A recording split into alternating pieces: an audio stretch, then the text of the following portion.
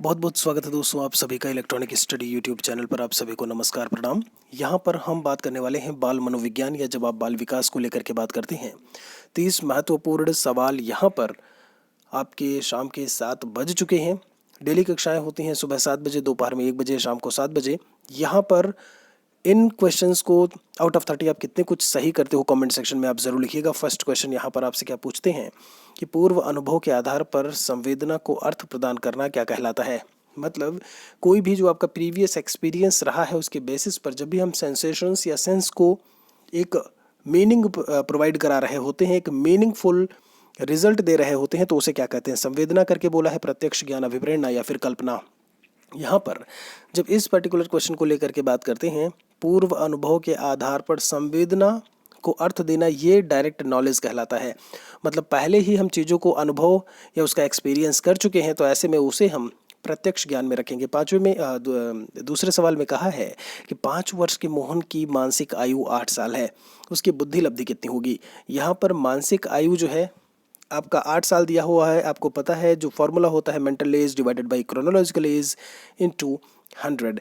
तो mental as में 8 दिया है, उसकी बुद्धि लब्धि कितनी है ये आपसे ऐसे में इन्होंने पूछा है, और उसकी जो आयु है वो 5 साल है। तो 8/5 कर दीजिए, इंटू 100 करके जब आप इसे सॉल्व करेंगे यहाँ पर, तो सेकंड क्वेश्चन में आपको जो है यहाँ पर देखने को मिलेगा आपका ये answer mental as divided by chronological age into 100 आपको कर देना है। यहाँ पर मेंटल एज आपकी 8 साल दी हुई है, क्रोनोलॉजिकल एज यानी कि जो वास्तविक आयु है वो आपकी 5 साल है। एक और सवाल की तरफ चलते हैं। थर्ड में आपसे क्या पूछते हैं ये कि बुद्धि कौन सा बुद्धि लब्धि स्तर मंद बुद्धि वाले बच्चों का प्रशिक्षण योग्य बुद्धि लब्धि स्तर कहलाता है।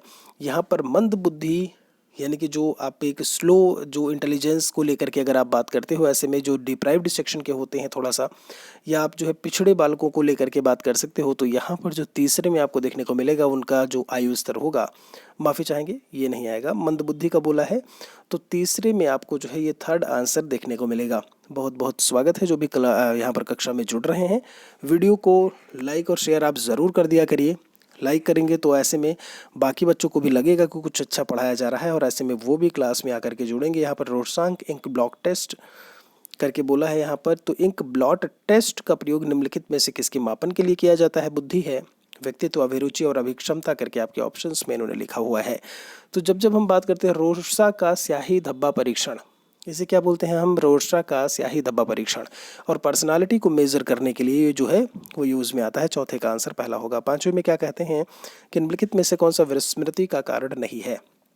सीखने में कमी, स्मरण करने की इच्छा, मानसिक द्वंद्व करके बोला है, या सीखने की दोषपूर्ण विधियाँ। 5 नंबर सवाल की हम जब बात करते हैं, विस्मृति का कारण नहीं है, किसी चीज़ को भुला देना विस्मृति, स्मृति में आप याद करने को लेकर के बात करते हो, तो नहीं है आपसे बोला है, तो स्मरण करने की इच्छा जो है वो विस्मृति के कारणों में आपको देखने को नहीं मिलेगी। ये चीज़ यहाँ से ध्यान रखिएगा। मेमोराइज करने की जो बात होती है, तो 5 का आंसर जो है वो आपका सेकंड आएगा। 6 नंबर में आपसे क्या पूछा है कि वह विज्ञान जो संख्यात्मक प्रदत्त को एकत्र करने, विभाजित करने, पेश करने, तुलना करने और व्याख्या करने की विधि से संबंधित है, उसे हम क्या बोलते हैं। आप बहुत अच्छे से जानते हो कि वहाँ पर संख्याएं जो है वो दी हुई होती हैं, डिवाइड कर रहे होते हैं, कलेक्ट कर रहे होते हैं, वहाँ पर रिप्रेजेंट करते हैं, कंपेयर करते हैं, और ये सारी चीज़ें वो सांख्यिकी में आपको देखने को मिलेगा जब आप स्टैट्स को लेकर के बात करते हो, या स्टैटिस्टिक्स करके बोल देते हो, क्या स्टैटिस्टिक्स करके बोल देते हो। तो करेक्ट आंसर यहाँ से 6 का आपका पहला आएगा। एक और सवाल की तरफ चलते हैं। 7वें में पिछड़े बच्चों के लिए शैक्षिक उपलब्धि की अवधारणा किसने दी। गॉर्डन करके हैं, शॉनेल, बर्टन हॉल या फिर सेरिल बर्ट। जब हम पिछड़े बच्चे यानी कि डिप्राइव्ड सेक्शन वाले चाइल्ड को लेकर के बात करते हैं, इनके बारे में जो भी एजुकेशनल अचीवमेंट की बात की गई है, कॉन्सेप्ट ऑफ एजुकेशनल अचीवमेंट, वो सेरिल बर्ट के द्वारा बताई गई है। 8 नंबर में कौन सा एक उत्तम परीक्षण की विशेषताओं से भिन्न है। विश्वसनीयता, वस्तुनिष्ठता, वैधता और अभिक्षमता करके इन्होंने आपसे यहाँ पर बोला है। तो एक बेस्ट टेस्ट की कौन कौन सी विशेषताएं हो सकती हैं, उसके अलावा जो इनमें शामिल नहीं है वही आपसे इन्होंने पूछा है। तो वैलिडिटी भी होनी ज़रूरी है, रिलायबिलिटी भी ज़रूरी है, ऑब्जेक्टिविटी भी होनी चाहिए। जो अभिक्षमता, एप्टीट्यूड की जो बात है, जो एप्टीट्यूड है उसे हम अभिक्षमता बोलते हैं, वो चीज़ कहीं ना कहीं यहाँ से आपकी जो है वो अलग हो जाएगी। ठीक है, बाकी चीज़ें जो है उसमें कोई दिक्कत समस्या नहीं है। 9 नंबर में कहते हैं निम्नलिखित में से कौन सा बुद्धि का इनमें से सिद्धांत नहीं है। एक कारक द्विकारक है आपका, प्रत्यागमन लिखा है और बहुतत्व सिद्धांत। मैं आपको बता दूं, आपने बिने टर्मन का नाम आपने ऐसे में सुना होगा, जो है एक तत्व में द्वितत्व या जो बाई फैक्टर थ्योरी आप बोल देते हो ऐसे में, या टू फैक्टर थ्योरी, या फिर यहाँ पर मल्टी फैक्टर थ्योरी। तो टू फैक्टर एंड जो ट्राई फैक्टर है वो आपका जो है स्पीयरमैन का नाम देखने को मिलता है। ऐसे थॉर्नडाइक को लेकर के बात करते हो तो बहुतत्व के सिद्धांत भी देखने को मिलते हैं, बट यहाँ पे प्रत्यागमन का सिद्धांत जो है वो आपका शामिल नहीं है, तीसरा आपका शामिल नहीं है। 10 में क्या कहते हैं, निम्नलिखित में से कौन सी एक अंतःस्रावी ग्रंथि नहीं है। यहाँ पर एड्रिनल पीयूष करके बोला है, लार है, या फिर थायराइड करके उन्होंने ऑप्शन में लिखा हुआ है। तो जब जब हम अंतःस्रावी ग्रंथि एक एक्सोक्राइन और एंडोक्राइन करके होता है, तो which one is not an endocrine gland करके बोला है आपसे इन्होंने। जो लार ग्रंथियाँ होती हैं वो एंडोक्राइन ग्लैंड्स में शामिल नहीं होती हैं। 10वें का आंसर तीसरा आएगा। 11 नंबर में कहा है पियाजे के अनुसार संज्ञानात्मक विकास की द्वितीय अवस्था कौन सी है। जीन विलियम फ्रेडरिक पियाजे ने कॉग्निटिव डेवलपमेंट थ्योरी यानी कि संज्ञानात्मक विकास के 4 स्तरों के बारे में इन्होंने जानकारी दी है, बताया हुआ है। तो ज्ञानेंद्रिय अवस्था, औपचारिक संक्रिया, पूर्व संक्रिया और मूर्त संक्रिया करके यहाँ पर लिखा हुआ है। आपको मैं बताना चाहूँगा, जब जब हम बात करते हैं इनमें से द्वितीय अवस्था कौन सी है, तो पहली अवस्था जो है वो आपकी सेंसरी मोटर स्टेज होती है, दूसरी होती है पूर्व संक्रियात्मक, तीसरी होती है मूर्त संक्रियात्मक जिसे कॉन्क्रीट ऑपरेशनल बोल देते हैं, और जो चौथी है ये आपकी फर्स्ट है, ये आपकी दूसरी अवस्था है, यहाँ पर ये तीसरी अवस्था है, थर्ड, और उसके बाद जो है औपचारिक संक्रियात्मक यानी कि जो कॉन्क्रीट ऑपरेशनल स्टेज है वो आपकी फोर्थ स्टेज में आपको देखने को मिलेगी। आपसे इन्होंने द्वितीय पूछा है तो थर्ड वाला आंसर आपका हो जाएगा। 12 नंबर में कहते हैं कि शारीरिक विकास को प्रभावित करने वाले कारक कौन से हैं, यानी कि फिजिकल डेवलपमेंट को कौन से फैक्टर्स जो है वो अफेक्ट करेंगे। खेल है, व्यायाम है, वातावरण लिखा है, वंशानुक्रम लिखा है, या फिर इनमें से सभी सही हैं। तो बिल्कुल सही है, वंशानुक्रम हेरिडिटी एनवायरमेंट भी इनको प्रभावित करेगा, खेल व्यायाम भी प्रभावित करेगा। करेक्ट आंसर यहाँ से फोर्थ आएगा। 13 बुद्धि लब्धि की गणना का सही सूत्र इनमें से कौन सा है। अभी मैं आपको बता भी चुका हूँ जो IQ यानी इंटेलिजेंस कोशेंट का सही फार्मूला क्या होगा, तो मैंने आपको बताया था mental as divided by chronological age into 100, यही बोला था ना। यानी मानसिक आयु को हम लोग अगर वास्तविक आयु से भाग दे दें और उसे अगर हम 100 से गुणा कर देते हैं तो हमें हमारा IQ पता चल जाएगा। 14 में कहते हैं चिंतनशील सोच की चर्चा इनमें से किसने की है। जो भी कक्षा में जुड़ रहे हैं आप सभी का बहुत बहुत वेलकम है। डेली कक्षाएं होती हैं इलेक्ट्रॉनिक स्टडी यूट्यूब चैनल पर, सुबह 7 बजे, दोपहर में 1 बजे और शाम को 7 बजे। तो आप आते रहिएगा, औरों को भी ज़रूर बताएं। जो नए हैं, अगर आप चैनल को सब्सक्राइब कर लेते हैं तो आपको नोटिफिकेशन मिलता रहेगा। रेड बेल आइकन को प्रेस करने के साथ में आप ऑल नोटिफिकेशन पर सेलेक्ट करना कतई ना भूलें, ठीक है जी। तो 14 नंबर सवाल की जब बात करते हैं तो बिल्कुल चिंतनशील सोच की हम जब बात करते हैं इनके बारे में जॉन डेवी, जिन्होंने त्रिध्रुवी शिक्षा की प्रक्रिया के बारे में बताया था, उनका नाम देखने को मिलता है। 15 में क्या है भाई, आगमनात्मक तर्क के स्तरों में कौन सा शामिल नहीं है। एक निगमन विधि होती है और एक आगमन विधि होती है, inductive method and deductive method. तो आगमन विधि निगमनात्मक करके इन्होंने बोला है, कौन सा इसमें से इंक्लूड नहीं होगा। ऑब्जर्वेशन, इसमें आप जब प्रयोग की बात करते हो एक्सपेरिमेंट, सामान्यकरण यानी कि जनरलाइजेशन और इमेजिनेशन करके यहाँ पर बोला है। आपको मैं बता दूँ, जब आगमनात्मक तर्क में स्तरों में शामिल करते हैं तो ये भी शामिल है, ये भी, बस ये कल्पना वाली बात जो है वो आपकी इसमें इंक्लूड नहीं होगी। सीखी गई बात को धारण करने और पुनः स्मरण करने में असफल होना। आपने कोई चीज़ सीखी थी और ऐसे में आप फिर से उसे रिकॉल करने में असमर्थ हो तो इसे हम क्या कहते हैं। बिल्कुल सही है, कहते हैं हम वो चीज़ विस्मृत हो गए हैं, यार याद नहीं आ रहा है कि एग्जैक्टली वो चीज़ थी क्या। तो ऐसे में इसे हम क्या बोल देते हैं, विस्मरण कह देते हैं। तो 16 का आंसर आपका पहला मिलेगा। आगे बढ़ते हैं, इसमें 17 नंबर सवाल में क्या कहा है कि मूल प्रवृत्ति की एक विशेषता है जो पाई जाती है किसमें।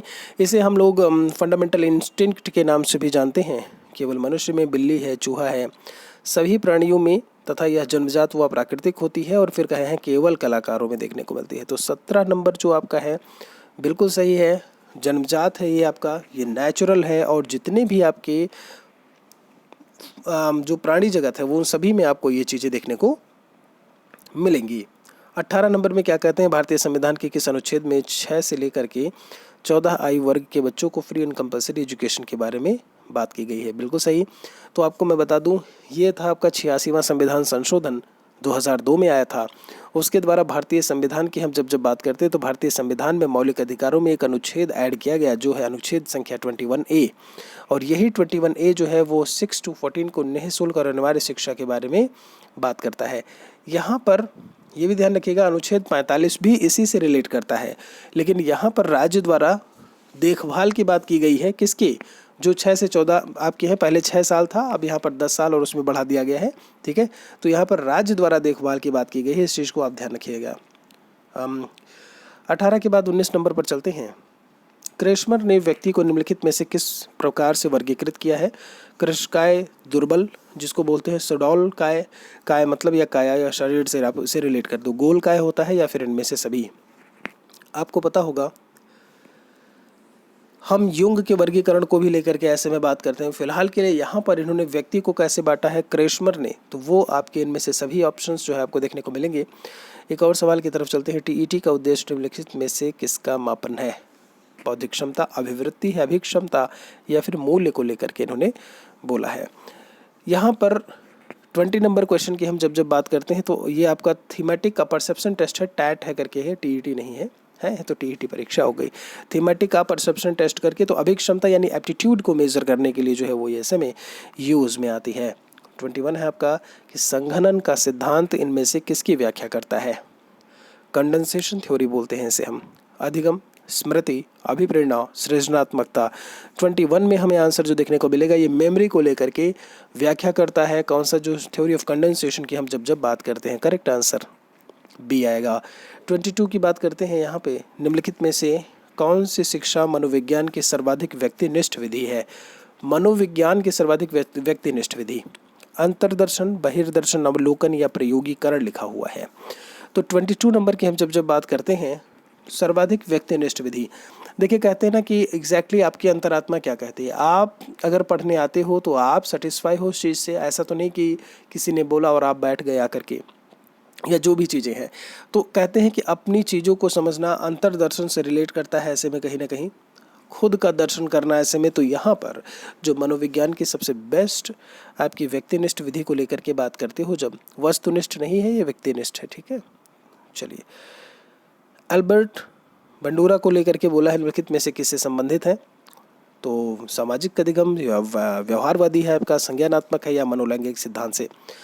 जब हम अल्बर्ट बंडूरा को लेकर के बात करते हैं तो आपका जो सोशल लर्निंग थ्योरी है वो आपके रिलेट करते हैं। ऐसे में आपने देखा होगा गुड़िया की कहानी कि किस तरीके से छोटे छोटे डॉल्स होती थी, फिर पिक्चर में दिखाया जाता था, फिर इतनी डॉल उतनी डॉल है, अल्बर्ट बंडूरा का ही वो प्रयोग था। 24 में कहते हैं अधिगम वक्र में पठार बनता है। किस कारण से बनता है? परिपक्वता के कारण, अभिप्रेरणा के कारण, थकान के कारण या अभिरुचि के कारण। तो ये सारी चीज़ें बहुत अच्छी हैं, ये बेस्ट है, ये पॉजिटिव चीज़ है, ये पॉजिटिव चीज़ है। यहाँ पर थकान के कारण हम देखेंगे तो हमें देखने को मिलेगा अधिगम में पठार। तो 24 का आंसर आपका तीसरा आएगा। 25 में कहा है दर्पण चित्र परीक्षण किसको मापने हेतु प्रयुक्त होता है? दर्पण चित्र परीक्षण। अधिगमन की गति, अधिगम अंतरण करके लिखा हुआ है, यानी कि लर्निंग ट्रांसफॉर्मेशन, सृजनात्मकता, क्रिएटिविटी या अभिरुचि, जिसे हम लोग जो है एप्टीट्यूड बोल देते हैं। ऐसे में अभिरुचि और अभिक्षमता को साथ में पढ़ते हैं। तो 25 में जो लर्निंग ट्रांसफॉर्मेशन है उसे से रिलेट करता है दर्पण चित्र परीक्षण। आपका करेक्ट आंसर यहाँ से बी या दूसरा आएगा। 26 में क्या है? क्लाउड पिक्चर टेस्ट निम्न में से किसके मापन में यूज में आता है? बुद्धि, अभिक्षमता, व्यक्तित्व या अभिरुचि। क्लाउड पिक्चर टेस्ट की बात की है। तो क्लाउड पिक्चर टेस्ट जो है वो पर्सनालिटी मेजरमेंट के लिए होता है। किसके लिए होता है? पर्सनालिटी मेजरमेंट के लिए होता है। बहुत अच्छे से याद रखिएगा, ये फैक्चुअल चीज़ें हैं, फैक्ट हैं, ये तथ्य हैं, तो इन्हें आपको याद करना ही करना पड़ेगा। 27 में निम्न में से कौन सा इनमें से भिन्न है? आपका दिया है TAT 16 PF टेस्ट करके लिखा है, रैवन का परीक्षण या फिर ड्रॉनमैन परीक्षण करके या ड्रॉनमैन टेस्ट करके लिखा हुआ है। 27 नंबर की हम जब बात करते हैं तो रैवन का परीक्षण जो है वो अलग है। 16 PF टेस्ट ये पर्सनालिटी के लिए, TAT थीमेटिक का परसेप्शन टेस्ट करके बोल देते हो। ड्रॉनमैन परीक्षण ये सभी पर्सनालिटी के मेजरमेंट के लिए यूज़ में आते हैं, यानी कि व्यक्तित्व परीक्षण में प्रयोग में आते हैं। ठीक है, ये चीज़ आपकी अलग हो जाएगी। 28 मध्य का पूछा है आपसे, मीडियन लेकर के 7 है, 8 है, 9 है, 10 है, 11 है और 12, इसकी आपसे इन्होंने मध्यिका पूछी है। तो 28 में मध्यिका निकालिएगा आप। यहाँ पर जो है आपको जो आंसर देखने को मिलेगा, देखिए माध्य, मध्यिका ऐसे करके आप निकालते हो मध्यमान, आपको आंसर जो है लगभग 4 मिलेगा, मतलब चौथा, जो कि आपका 9.5 के आसपास वैल्यू आपको देखने को मिलेगी। एक और सवाल की तरफ चलते हैं। सूझ या अंतर्दृष्टि के सिद्धांत का प्रतिपादन किसने किया? थॉर्नडाइक गेस्टाल्टवादी मनोवैज्ञानिक है, हेगार्टी या फिर बरहस्ट फ्रेडरिक स्किनर। 29 की हम जब बात करते हैं तो वुल्फगैंग कोहलर, जब हम बात करते हैं कोफका की बात करते हैं, वर्दीमर की बात करते हैं, सारे के सारे गेस्टाल्टवादी मनोवैज्ञानिक थे। ठीक है, संपूर्णवाद करके इन्हें बोल देते हो, इसका मतलब ही होता है, गेस्टाल्ट का मतलब होता है ओवरऑल, संपूर्ण तरीके से। तो सूझ और अंतर्दृष्टि का सिद्धांत जो है वो इन्हीं के द्वारा दिया गया। ठीक है, एक 30 नंबर क्वेश्चन है आपका। मैकडूगल के अनुसार प्रत्येक मूल प्रवृत्ति से संबद्ध होता है, क्या होता है? संज्ञान जुड़ा होता है क्या? संवेग, संवेदना होता है या चिंतन होता है? तो मैं आपको बता दूं, ये प्रत्येक मूल प्रवृत्ति की जब हम बात करते हैं उनसे हमारे इमोशंस जो है वो जुड़े हुए होते हैं। यहाँ से जो करेक्ट आंसर आएगा वो आपका संवेग आएगा। उम्मीद है यहाँ पर आउट ऑफ 30 आपने लगभग 25 सवाल तो सही किए होंगे।